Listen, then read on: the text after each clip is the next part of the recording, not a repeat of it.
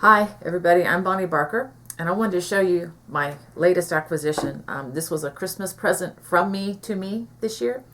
This is a ball winder and this is a Swift. Now the Swift is really a wonderful, beautiful piece of machinery. It's brought me into the industrial age here. Instead of winding yarn forever, when you buy some of the finer yarns in the yarn store, many of you may be familiar with, Red Heart Super Saver and other types of yarns that come already pre-wound. You just find, where the center pull is and you pull it out. You don't have to wind this. So you don't need these contraptions with those kinds of scans. But with this, you do. For years, I've been just winding it by hand, and it takes me 20 to 30 minutes sometimes, depending on how many yards. This might take me about 15 minutes by hand, but I'm going to show you how I can condense that time into, I don't know, less than a minute.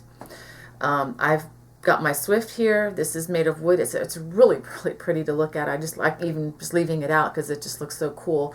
I got this at Knit Picks online, be knitpicks.com. And this is, let's see, a Stanwood, Stanwood. This is a large ball winder I'm going to use. After looking at many, many reviews online, it looked like this was what I wanted. I wanted something a little bit larger than those tiny ones because I do tend to work with a lot more yarn, larger quantities since I'm a crocheter. Okay, well, first I'm going to take and unwind this. And I'm going to adjust this down a little bit so I can fit it around. This is called a hank. And I'm going to put this around like that. Now I'm going to loosen it again and I'm going to pull up. That way it's nice and taut. Not too tight, but tight enough so that it's not going to fall off. I'm going to take the tag off. And just to let you know, I'm using Cascade yarns. Eco Duo I bought at my local yarn store. I love this stuff. It's like running your fingers through sifted flour. That's how soft it is. I think it's some of the softest yarn I've ever used. Okay, now I'm going to untie this. Now sometimes they're going to be, some other manufacturers may have a couple of strings attached to this. So you may have to go around with your scissors and cut them apart so that you have all the ties loosened before you start doing this. Okay, now I'm going to try to take it, let's see,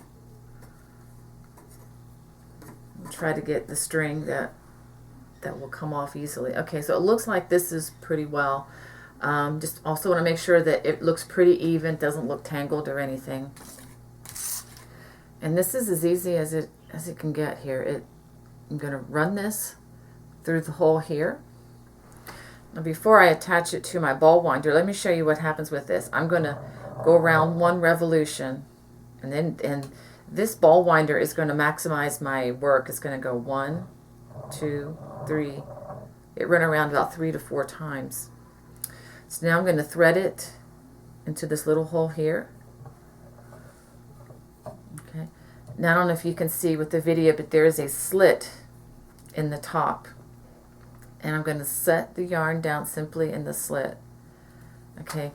One word of caution, if you've never used one of these things, you don't want your hands anywhere near this area when you're turning the crank. And you don't want your hands anywhere near here. You could get hurt. These things go really fast. Okay. So now all I got to do is wind. See, this thing is going a lot faster, and this is 4 to 5 times faster than you could possibly wind by hand. And when we're done here, you're going to see this really cool ball that's formed.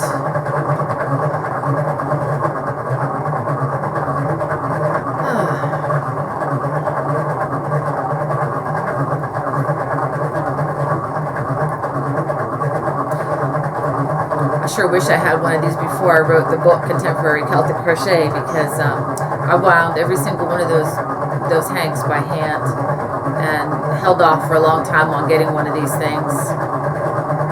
I am so glad I got it.